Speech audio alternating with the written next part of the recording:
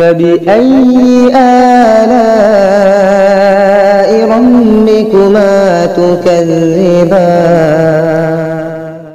الحمد لله رب العالمين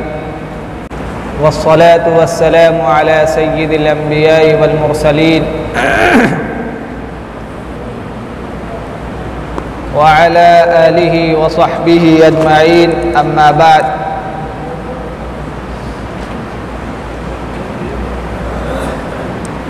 فقد قال تعالى في القرآن المجيد والفرقان الحميد أعوذ بالله من الشيطان الرجيم بسم الله الرحمن الرحيم قل هو الله أحد الله الصمد لم يلد ولم يولد ولم يكن له كفوا أحد صدق الله العظيم وقال النبي صلى الله عليه وسلم بني الإسلام على خمس شهادة أن لا إله إلا الله وشهادة أن محمد رسول الله وإقام الصلاة وإيتاء الزكاة والحج وصوم رمضان رواه البخاری و مسلم او کما قال علیہ الصلاۃ والتسلیم۔ میرے محترم بزرگوں، دوستو، عزیزان گرامی، حاضرین جمعہ،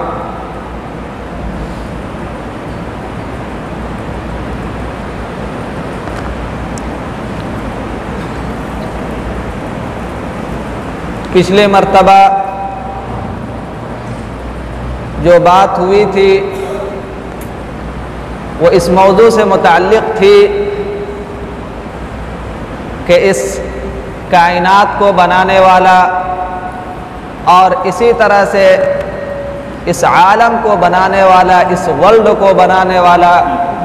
آسمان و زمین کا کریٹر، آسمان و زمین کا پالنہار، اس کا وجود ہے۔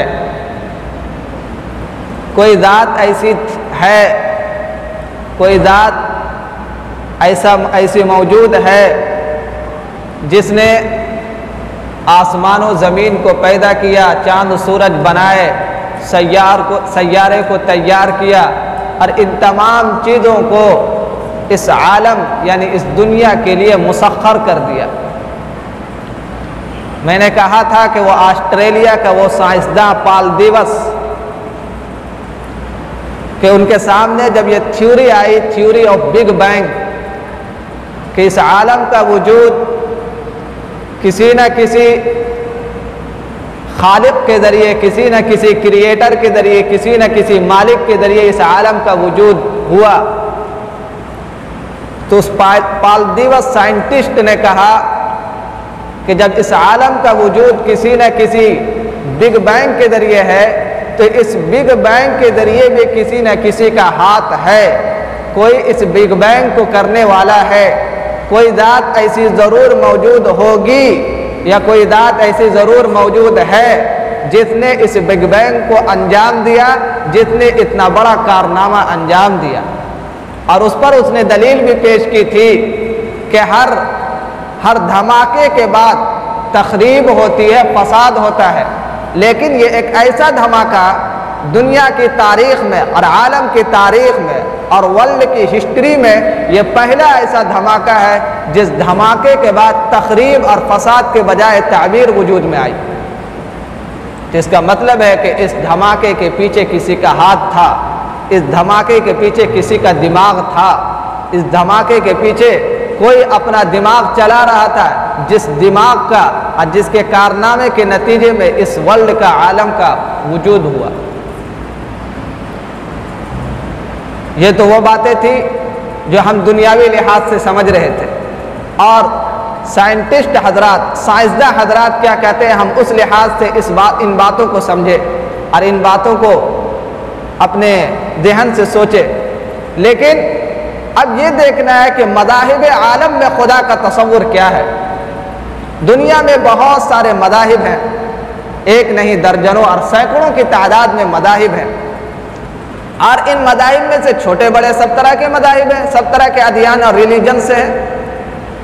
کوئی عیسائی ہے، کوئی کرسچن ہے، کوئی ہندو ہے، کوئی سکھ ہے، کوئی بدھسٹ ہے، کوئی آریائی مذہب کا ماننے والا ہے، کوئی اور ہے، کوئی سکھ ہے، وغیرہ وغیرہ، بہت سارے مذاہب ہیں، اور ہر مذہب کے فالوورز ہیں، لاکھوں کروڑوں کی تعداد میں فالوورز ہیں۔ تو کیا ان مذاہب کا اور ان مذاہب کی کتابوں میں خدا کے سلسلے میں، ایک اللہ کے سلسلے میں، یا یہ کہ ایک گاڈ اور لارڈ کے سلسلے میں کیا ان لوگوں کا کنسیپٹ ہے اور کیا تصور ہے؟ یہ بھی سوچنے کی چیز ہے، اسے بھی معلوم کرنے کی چیز ہے، یہ بھی پڑھنے کی چیز ہے۔ آپ جب مذاہب عالم کا مطالعہ کریں گے، مذاہب عالم میں سے وہ مذاہب جو مشہور مذاہب ہیں، جس میں سے یہودیت، عیسائیت، اور اس کے بعد آپ کے وطنی بھائی ہندو مت، اسی طرح سے آپ کے وطنی بدھسٹ مذہب، ان مذاہب کا جب آپ مطالعہ کریں گے تو سارے مطالعے کا خلاصہ اور قدر مشترک یہی نکلے گا کہ ہر مذہب میں ایک خدا کے تصور کا وجود موجود ہے۔ ہر مذہب میں یہ کنسیپٹ موجود ہے کہ ہمارا گاڈ، ہمارا مالک، ہمارا خالق اور ہمارا کریٹر ایک اللہ کی ذات ہے، ایک ہی ذات ہے جس نے ہمیں وجود بخشا ہے، ایک ہی ذات ہے جس نے ہمیں یہ وجود دیا۔ آپ آئیے یہودیت کی طرف۔ اسلام کا تصور یہ ہے، اور قرآن نے جو پیشکش کی ہے، قرآن کی آیتوں سے جو ثابت ہے، وہ یہ کہ عیسائیت اور اسی طرح سے یہودیت، یہ دونوں مذہب سماوی مذہب ہیں۔ یہ ہمارے اور آپ کا ایمانی عقیدہ ہے۔ ہم اس عقیدے کے بغیر مسلمان نہیں کہلائیں گے۔ ہمیں ماننا پڑے گا کہ حضرت موسیٰ علیہ السلام صاحب شریعت اور اللہ کے بھیجے ہوئے نبی اور رسول تھے۔ اسی طرح سے حضرت عیسیٰ علیہ السلام صاحب شریعت، اللہ کی طرف سے بھیجے ہوئے رسول اور نبی تھے۔ اس کے بغیر ہمارا عقیدہ، ہمارا ایمان ناقص کہلائے گا۔ تو یہ عیسائیت، اسی طرح سے یہودیت، یہ دو مذہب ایسے ہیں جن دو مذہب کو سماوی مذہب کہا جاتا ہے، بلکہ ہے بالیقین قطعی طور سے، اور اس کے سماویت کے اور اس کا منزل من اللہ ہونے کی دلیل قرآن سے ہے۔ اور جو چیز قرآن سے ثابت ہو وہ ہمارے عقیدے کا اور ہمارے ایمان کا جز بنتا ہے، اس کا انکار کفر ہے۔ تو یہودی ان حضرات کو کہتے ہیں جو حضرت موسیٰ علیہ السلام کے فالوورز ہیں، لیکن مرور زمانہ کے ساتھ یہودی یعنی بنی اسرائیل یہ حضرت موسیٰ علیہ السلام کو بھولتے چلے گئے، اور ان کو جو کتاب دی گئی تھی تورات جیسی اہم کتاب، اس تورات کو بھی انہوں نے مسخ کر دیا، تورات کو بھی بدل دیا، اور جو سارے اس کے اندر وحدانیت کی بات تھی اس کو انہوں نے ختم کر کے رکھ دیا۔ ہمیں یہودیت میں یہ ثابت کرنا کہ یہودی مذہب میں یہ ہے کہ حضرت موسیٰ علیہ السلام کے مذہب میں یہ ہے کہ حضرت موسیٰ علیہ السلام کو جو کتاب تورات دی گئی تھی، اس تورات سے یہ ثابت کریں کہ ان کے مذہب میں بھی ایک خدا کا تصور ہے، یہ ثابت کرنے کی سرے سے ضرورت ہی نہیں۔ کیوں؟ اس وجہ سے کہ قرآن خود کہتا ہے کہ ہم نے حضرت موسیٰ علیہ السلام کو کتاب تورات دی تھی۔ انی انا اللہ، قرآن کہتا ہے کہ حضرت موسیٰ علیہ السلام جب کوہ طور پر پہنچے تھے تو اللہ نے فرمایا انی انا اللہ، اے موسیٰ سنو میں اللہ ہوں، لا الہ الا انا، میرے سوا کوئی معبود نہیں، فاعبدنی، لہذا تم میری عبادت کرو، واقم الصلاۃ لذکری، اور میرے یاد کے لیے نمازیں قائم کرو۔ چنانچہ حضرت موسیٰ علیہ السلام کو حکم ہوا کہ وہ عبادت کے لیے نماز قائم کرے اور ایک اللہ کی، ایک گاڈ کی، ایک لارڈ کی اور ایک کریٹر کی پرستش کرے۔ لیکن بنی اسرائیل یہ انتہائی ناہنجار قوم تھی۔ یہ تو حضرت موسیٰ علیہ السلام کے زمانے میں ہی حضرت موسیٰ علیہ السلام کو جتنا پریشان کیے، شاید اس عالم کی تاریخ میں کوئی اور ایسی قوم نہیں گزری جس نے اپنے نبی کو اتنا پریشان کیا۔ یہ قوم اللہ کے نبی کو نبی مان کر کے انہوں نے اللہ کے نبی کو اتنا پریشان کیا کہ عالم کی تاریخ میں تاریخ اس کی نظیر پیش کرنے سے قاصر ہے کہ بنی اسرائیل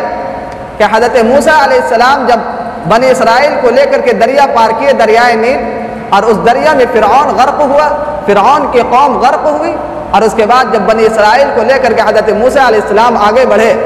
اور دریا پار کیے، وہیں دیکھ رہے ہیں کہ ابھی اس پر عذاب آیا، فرعون پر عذاب آیا، فرعون کی قوم پر عذاب آیا، فرعون غرق ہوا، فرعون کی قوم غرق ہوئی، لیکن اس کے باوجود وہ بنی اسرائیل ناہنجار قوم جب حضرت موسیٰ علیہ السلام کے ساتھ دریا پار کر کے آگے بڑھتی ہے تو دیکھتی ہے کہ ایک قوم وہ ہے جو بت پرستی میں لگی ہوئی ہے، جو ایک بت بنا رکھے ہیں اور اس بت کی وہ پرستش کر رہے ہیں، پوجا کر رہے ہیں۔ تو کہتی ہے یہ قوم، قرآن کہتا ہے وَجَاوَزْنَا بِبَنِي إِسْرَائِيلَ الْبَحْرَ، کہ ہم نے بنی اسرائیل کو دریا پار لگایا، فَأَتَوْا عَلَىٰ قَوْمٍ، تو پھر وہ ایک ایسی قوم کے پاس پہنچے، یعنی بنی اسرائیل حضرت موسیٰ علیہ السلام کے ساتھ ہے کہ ایسی قوم کے پاس پہنچے یعکفون علی اصنام، جو ایک بت کی پرستش کر رہے تھے، جو ایک بت کی پرستش کر رہے تھے، بت کے پرستار تھے، ایک بت کے سامنے اپنے ماتھے کو ٹیک رہے تھے، اپنی حاجت کو اور اپنی ضرورت کو ایک بت کے سامنے رکھ رہے تھے۔ تو اس بنی اسرائیل نے حضرت موسیٰ سے کہا قالوا یا موسیٰ اجعل لنا الہا کما لهم آلہہ، تو اس نے کہا کہ اے موسیٰ ایسا ہے کہ ہمارے لیے بھی ایک معبود اور ایک خدا اسی طرح بنا دیجیے، جس طرح ان کا ایک خدا ہے، ان کا ایک بت ہے، اسی طرح سے ہمارے لیے بھی ایک بت بنا دیجیے، ہم ان کے سامنے جا کر کے اپنے ماتھے کو ٹیکا کریں گے۔ حضرت موسیٰ علیہ السلام کو کتنا جلال آیا ہوگا، آپ اندازہ لگا سکتے ہیں کہ کتنی محنت کے ساتھ، کتنی آہوازاری کے ساتھ اور کتنا گریہ گزاری کے ساتھ حضرت موسیٰ علیہ السلام نے بنی اسرائیل کو تیار کیا تھا، بنی اسرائیل کو اللہ کے یہاں بنی اسرائیل کو مقبول بنایا تھا، انہیں فرعون کے ظلم و ستم سے آزادی دلائی تھی۔ اس آزادی کے بعد یہ بنی اسرائیل جب دریا پار کر رہا ہے تو بنی اسرائیل یہ کہتا ہے کہ اے موسیٰ ہمارے لیے بھی اس طرح کا ایک بت تیار کر دیجیے۔ چنانچہ بنی اسرائیل جب دریا پار کیے تو انہوں نے حضرت موسیٰ علیہ السلام سے درخواست کی کہ اے اللہ کے رسول، اے موسیٰ ہمارے لیے بھی اجعل لنا الہا کما لهم آلہہ، کہ جس طرح سے ان کے معبود ہیں ہمارے لیے بھی ایک معبود تیار کر دیجئے، ہم ان کی عبادت کریں گے۔ حضرت موسیٰ علیہ السلام کو جلال آیا، فرمایا انکم قوم تجہلون، بڑے جاہل قوم ہو تم لوگ، بڑے ظالم ہو، انکم قوم تجہلون، جہالت تمہارے رگ و ریشے میں ہے۔ ابھی دیکھے کہ فرعون پر عذاب آیا، ابھی دیکھے کہ فرعون کے لشکر قبطیوں پر عذاب آیا، ابھی اللہ نے فرعون کو غرق کیا، ابھی اللہ نے فرعون کی قوم کو غرق کیا، اب پھر کہتے ہو کہ ہمارے لیے بت تیار کر دو، پھر کہتے ہو کہ ہمارے لیے ایسی چیز تیار کر دو کہ ہم اس کے سامنے ماتھے کو ٹیکیں، پھر کہتے ہو کہ ہم اللہ کو چھوڑ کر کسی اور سے اپنی حاجتیں رکھیں۔ پھر اس کے بعد وہی قوم آگے بڑھتی ہے تو ایک ایسی قوم کے پاس پہنچتے ہیں کہ حضرت موسیٰ علیہ السلام کہتے ہیں کہ ایسا ہے اب چلو ان کے ساتھ جہاد کریں گے اور انہیں اللہ کا پیغام پہنچائیں گے اور انہیں اللہ کے رسول کا پیغام پہنچائیں گے اور انہیں اللہ کی وحدانیت اور اللہ کی ربوبیت کو بتلائیں گے۔ تو کیا کہتے ہیں یہ قوم اذهب انت وربك فقاتلا انا هاهنا قاعدون، جاؤ تم اور تمہارا رب جانے، تم اور تمہارا رب جائے وہی قتال کرے، ہم تو یہیں بیٹھے رہیں گے۔ We are sitting here, you go and your lord, آپ جائیے آپ کا معبود جانے، ہم نہیں جائیں گے، ہم عبادت کے لیے ہم عبادت تو کر لیں گے لیکن آپ کے حکم کے مطابق، آپ کے رب کے حکم کے مطابق اس قوم سے جہاد کے لیے نہیں جائیں گے۔ تو جو قوم اللہ کے نبی کی زندگی میں، اللہ کے رسول کی زندگی میں اور اپنے نبی کی زندگی میں یہ عالم ہو اس قوم کا، تو وہ قوم اللہ کے نبی کے وفات کے بعد اور اللہ کے نبی کے چلے جانے کے بعد کیسے ہدایت بنا سکتی ہے؟ چنانچہ اس نے بھی اپنی کتاب کو مسخ کر ڈالا، تورات کو مسخ کر ڈالا۔ اب تورات ان کے پاس ہے بھی نہیں، اب تورات کے علاوہ ان کی جو کتابیں ہیں وہ کتاب بھی تورات کہلانے کے لائق نہیں۔ انہوں نے متی، یونس، یوحنا اس طرح کے نام رکھ لیے، سنائیہ اس طرح کی کتابوں کے نام ہیں، لیکن آج بھی اس میں پڑھیں گے تو کچھ نہ کچھ وہ باتیں ملیں گے جو تورات میں تھیں، لیکن تورات کو انہوں نے مسخ کر دیا۔ لیکن آپ تورات پڑھیں گے تو ایک نہیں درجنوں جگہ اور سینکڑوں جگہ آپ کو یہ ملے گا کہ ایک اللہ کی عبادت کرو۔ تو تورات جو اصل کتاب تھی وہ مسخ کر دی ہے، اسی لیے اب یہ اہل کتاب کہلانے کے بھی لائق نہیں۔ شروع زمانے میں یہ اہل کتاب کہلانے کے لائق تھے تو ان کی لڑکیوں سے نکاح مسلمانوں کے لیے جائز تھا، لیکن اب یہ اہل کتاب کہلانے کے بھی لائق نہیں، اسی وجہ سے اب ان سے نکاح بھی جائز نہیں، اس لیے کہ وہ کفار اور مشرکین کے صف میں آ گئے۔ اس کے بعد آئیے حضرت عیسیٰ علیہ السلام۔ حضرت عیسیٰ علیہ السلام اللہ کے برحق نبی، اللہ کے سچے نبی، یہ ہمارے اور آپ کا اعتقاد ہے، ہمارے اور آپ کے ایمان کا جز ہے۔ چنانچہ حضرت عیسیٰ علیہ السلام کو اللہ تبارک تعالیٰ نے انجیل عنایت فرمائی، جس کو یہ آج کی زبان میں بائبل کہتے ہیں۔ تو بائبل بھی دراصل انجیل ہی ہے، وہ بھی بائبل ان کا جو ہے وہ انجیل کہلانے کے لائق نہیں ہے، اسی لیے شاید وہ انجیل نہیں کہتے، انہوں نے اس کا نام بدل دیا، بائبل رکھ دیا، کیوں؟ اس وجہ سے کہ انہوں نے انجیل کو بھی بے حد مسخ کر دیا. یہ آپ علیہ السلام سے کی پیدائش سے 500 سال قبل حضرت عیسیٰ علیہ السلام کی پیدائش ہے. تو اس 500 سال کی مدت میں انہوں نے انجیل کو بھی مسخ کر کے رکھ دیا. سارے حرام کو حلال بنا دیا، سارے حلال کو حرام بنا دیا، سارے جائز کو ناجائز، ناجائز کو جائز بنا کر رکھ دیا. اور لیکن اس کے اندر بھی کچھ نہ کچھ انجیل کی باتیں باقی رہیں، کچھ نہ کچھ اللہ کی باتیں باقی رہیں. آپ انجیل بھی اٹھا کر کے دیکھیں گے، مورخین نے لکھا ہے، ہسٹورین نے لکھا ہے کہ پوری انجیل کا مطالعہ کر لینے کے بعد، پورے بائبل کا مطالعہ کر لینے کے بعد کہیں پر بھی ایک کلمہ، ایک آیت اور ایک جملہ بھی ایسا نہیں ملے گا جس جملے سے یہ ثابت ہو رہا ہو کہ حضرت عیسیٰ علیہ السلام یہ کہے کہ میں تمہارا معبود ہوں، تم میرے سامنے اپنے ماتھوں کو ٹیکو. یہودیوں عیسائیوں کا یہ تصور ہے، کرسچن عیسائیوں کا یہ تصور ہے. وہ یہ کہتے ہیں کہ اللہ، حضرت عیسیٰ علیہ السلام اللہ کے بیٹے ہیں، حضرت مریم علیہ السلام اور حضرت عیسیٰ اور اسی طرح سے اللہ، یا یہ ہے کہ روح الامین حضرت جبرائیل، یہ تین مل کر کے ایک بنے اور ایک تین بنے. ثالث ثلاثہ، اسی کو قرآن نے تعبیر کیا ثالث ثلاثہ. یہ ان کا اعتقاد ہے کہ یہ لوگ تین ایک ہیں یا ایک تین ہے، یعنی تینوں مل کر کے پوری دنیا اور پورے نظام عالم کو سنبھال رہے ہیں، چلا رہے ہیں. یہ ان کا تصور ہے، یہ کنسیپٹ ہے، یہ وہ کہتے ہیں. لیکن قرآن کہتا ہے نہیں، یہ ان کا ذہن غلط ذہن ہے، یہ ان کا تصور غلط تصور ہے. چنانچہ وہ حضرت مریم علیہ السلام کا بھی بت بنا کر کے اس کی بھی پرستش کرتے ہیں، اور اسی طرح سے حضرت عیسیٰ علیہ السلام کو بھی ان کا یہ تصور ہے کہ ہم نے حضرت عیسیٰ کو سولی دے دی، چنانچہ سولی نما تیار کر کے وہ اس کی پرستش کرتے ہیں. قرآن کہتا ہے حضرت عیسیٰ علیہ السلام نے فرمایا قال انا اننی عبد اللہ آتانی الکتاب، انی عبد اللہ آتانی الکتاب وجعلنی نبیا. سنو،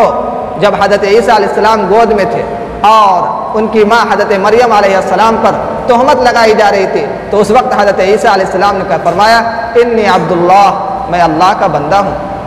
آتانی الکتاب، اللہ نے مجھے کتاب انجیل عنایت فرمائی ہے. وجعلنی نبیا، اور مجھے نبی برحق بنایا ہے. وجعلنی مبارکا اینما کنت، اور مجھے قابل بابرکت بنایا ہے میں جہاں کہیں بھی رہوں. اس طرح سے اللہ تعالیٰ نے حضرت عیسیٰ علیہ السلام کو بھی نبی برحق بنایا اور تورات عنایت فرمائی، اور اس میں صرف اور صرف وحدانیت اور ربوبیت کا تذکرہ تھا. لیکن مرور زمانہ کی وجہ سے جب کسی مذہب کا جب کوئی محافظ نہ ہو، کوئی قائد نہ ہو، کوئی رہبر نہ ہو، تو وہ مذہب مسخ ہونا طے ہے. آپ یاد رکھیں، دنیا میں جتنے بھی مذاہب ہیں، سارے مذاہب کا کوئی نہ کوئی ایک رہبر ہوگا، کوئی نہ کوئی ایک قائد ہوگا، کوئی نہ کوئی ایسا شخص ہوگا جس نے اس مذہب کو لے کر کے آیا ہوگا. کسی ایک عام آدمی کے بس کی بات نہیں کہ وہ ایک مذہب تیار کر دے، وہ ایک ریلیجن تیار کر دے، وہ ایک دین تیار کر دے اور اس کے فالوورز لاکھوں کروڑوں کی تعداد میں تیار ہو جائے. قرآن کہتا ہے وَلِكُلِّ قَوْمٍ هَادٍ، ہم نے ہر قوم کے لیے ایک ہادی بنا کر کے بھیجا ہے. قرآن کہتا ہے وَلِكُلِّ قَوْمٍ، قرآن نے یہ نہیں کہا وَلِكُلِّ مَدِينَةٍ کہ ہم نے ہر شہر میں بھیجا. قرآن نے یہ نہیں کہا وَلِكُلِّ بَلَدٍ ہم نے ہر ملک میں بھیجا، یا یہ نہیں کہا وَلِكُلِّ عَصْرٍ ہم نے ہر زمانے میں بھیجا. قرآن کہتا ہے وَلِكُلِّ قَوْمٍ ہم نے ہر قوم میں بھیجا. قوم سے مراد ایک بستی میں بنی اسرائیل کے زمانے میں بستی در بستی انبیاء ہوا کرتے تھے. تو آپ کے اس ہندوستان میں، مان لیجئے 2 منٹ کے لیے، آپ کے اس ہندوستان میں، ابھی تو متحدہ ہندوستان، تو اس وقت ہندوستان، پاکستان، بنگلہ دیش، نیپال اور نہ جانے کتنے سارے ممالک مل کر کے ایک ملک تیار ہوتا تھا. تو اتنا بڑا دیش، اتنے بڑے ملک میں ایک نہیں درجنوں اور سینکڑوں نبی آئے ہوں گے. یہ ہمارے ایمان کا جز ہے. اگر نبی نہیں آئے گا تو قرآن کی یہ آیت غلط ثابت ہوگی وَلِكُلِّ قَوْمٍ هَادٍ. تو ایک نہیں درجنوں اور سینکڑوں نبی آئے ہوں گے. لہذا یہاں پر بھی جو مذاہب ہیں، ہندو مذہب ہو، بدھسٹ مذہب ہو، سکھ مذہب ہو، ہر ایک کی جو جڑ ہے، ہر ایک کی جو اصل ہے، وہ کہیں نہ کہیں کسی نبی سے، کہیں نہ کہیں کسی رسول سے، کہیں نہ کہیں کسی ہادی سے، اور کہیں نہ کہیں کسی رہبر سے جا کر ملتا ہوگا. طے شدہ بات. لیکن وہ اپنے رہبر کو بھلا بیٹھے، وہ اپنے قائد کو بھلا بیٹھے، وہ اپنے رسول کو بھلا بیٹھے، اپنے نبی کو بھلا بیٹھے. انہوں نے من گھڑت کہانیاں بنائی، انہوں نے من گھڑت پیغامات بنائے، انہوں نے من گھڑت رسالات بنائے، اور من گھڑت انہوں نے کتابیں تیار کی. آپ ان کی کتابیں دیکھیں گے، یہ آپ کے جو وطن پرست ہیں، وطنی بھائی، یعنی ہندو مت کے بارے میں تو آتا ہے کہ انتہائی قدیم ترین مذہب ہے. یہ آپ کے اسلام سے بھی قدیم مذہب ہے، یہ حضرت عیسیٰ علیہ السلام کے مذہب سے بھی قدیم ترین مذہب کہا جاتا ہے اس ہندو مت کو۔ آپ اس ہندو مت کی کتابوں کا مطالعہ کریں گے تو ان کی بھی بہت ساری کتابیں جو مقدس کتابیں ہیں ان کے اعتقاد کے مطابق، ان کے ایمان کے مطابق،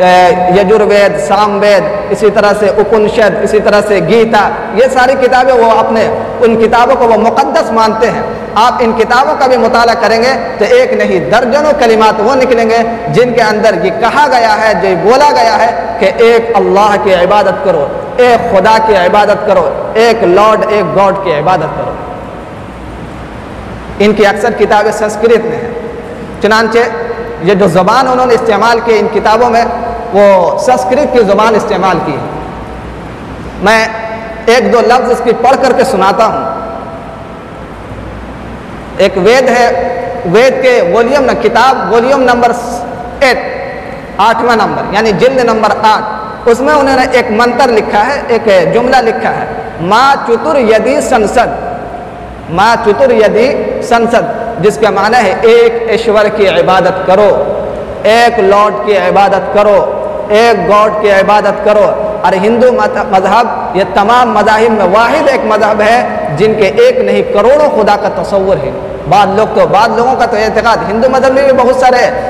تقسیم ہے، بہت سارے طبقات ہیں، تو بعض لوگ کہتے ہیں کہ ہمارے کروڑوں خدا ہے، چنانچہ وہ پتھر کی عبادت کرنے لگیں گے، وہ دریاؤں کی عبادت وہ کرتے ہیں، جنگلوں کی عبادت وہ کرتے ہیں، پتھروں کی عبادت وہ کرتے ہیں، نہروں اور ندیوں کی عبادت وہ کرتے ہیں، چاند اور سورج کی عبادت وہ کرتے ہیں، آگ اور زمین کی عبادت وہ کرتے ہیں۔ چنانچہ ان کے بعد ایسے بھی طبقات ہیں جن کا یہ تصور ہے کہ ہمارے کروڑوں خدا ہے، بعض ایسے بھی طبقات ہیں جن کا تصور ہے کہ ہمارے 360 خدا ہے، بعض وہ لوگ بھی ہیں جو یہ کہتے ہیں کہ نہیں ہمارے صرف 3 خدا ہے۔ اس طرح سے طبقات ہیں، لیکن ان کے جو مقدس کتابیں ہیں ان مقدس کتابوں میں پڑھیں گے، ان کا ایک اور وید ہی میں ایک اور منتر ہے جس کو وہ لوگ برہما سترا، یعنی ان کا کلمہ ہے برہما سترا، جس طرح سے ہمارا کلمہ لا الہ الا اللہ ہے، اسی طرح سے ان کا بھی ایک کلمہ ہے برہما سترا۔ یکم ہستے دوستے نائستے نہنا نائستے کنچن، یہ ان کا ایک منتر ہے۔ یہ منتر کا معنی یہ ہے کہ ایک ہی خدا ہے دوسرا نہیں، ایک ہی خدا ہے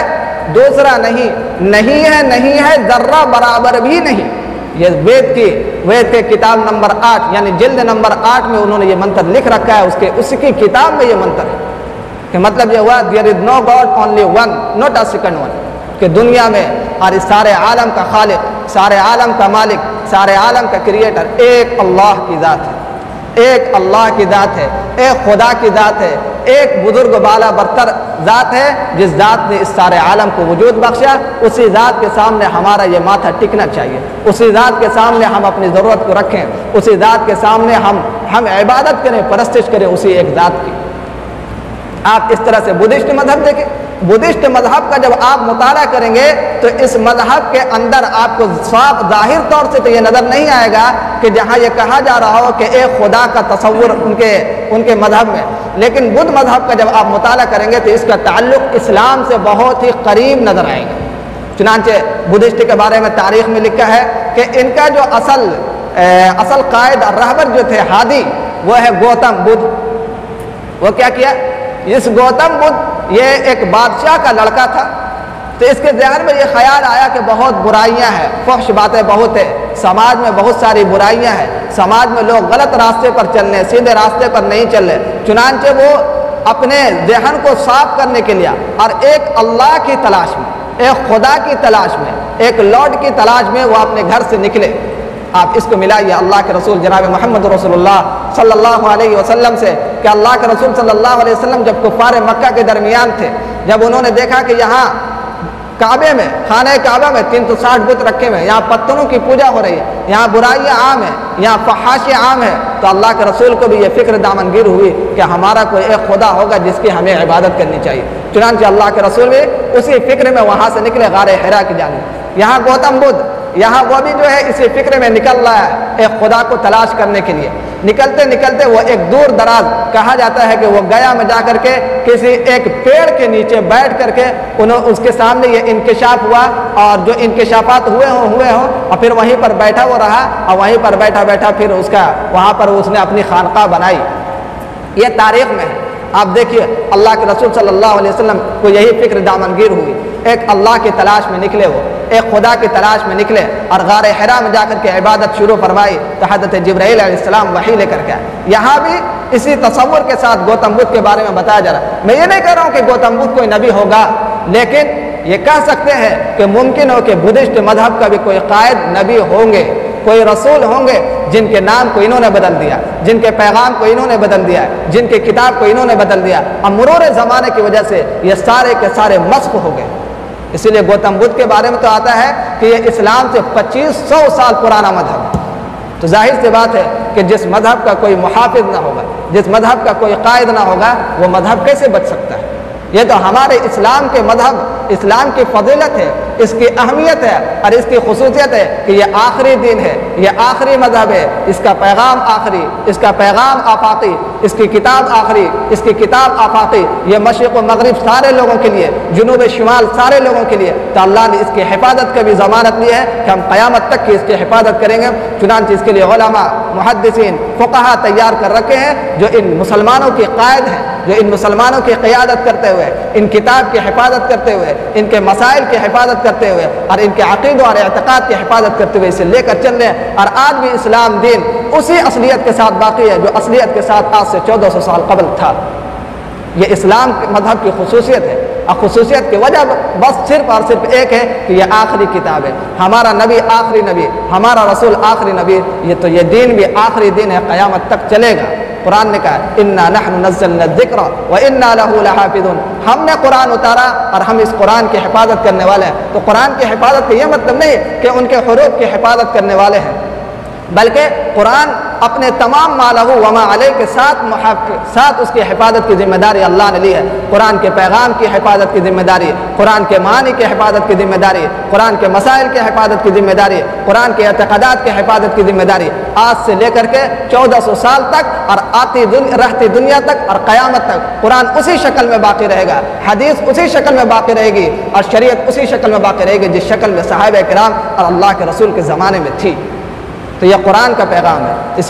اسی خدا کے تصور کا اگر قرآن میں دیکھیں گے تو قرآن تو وحدانیت سے بھرا پڑا ہے، آپ پڑھتے چلے جائیں اللہ اپنی وحدانیت کو بتاتا چلا جائے گا۔ قرآن کہتا ہے قل هو اللہ احد، کہو هو اللہ احد، اللہ کی وہ ذات ایک ہے، اللہ الصمد، اللہ بے نیاز ہے، لم یلد ولم یولد، اللہ نہ پیدا ہوا ہے، اللہ لم یلد، اللہ نے نہ پیدا کیا ہے، ولم یولد، نہ اس کا کوئی ماں باپ ہے نہ اس کا کوئی بیٹا ہے، ولم یکن لہ کفوا احد، وہ ذات تنہا ہے، اس کا کوئی شریک نہیں، اس کا کوئی ہمسر نہیں، اس کا کوئی ہیلپر نہیں،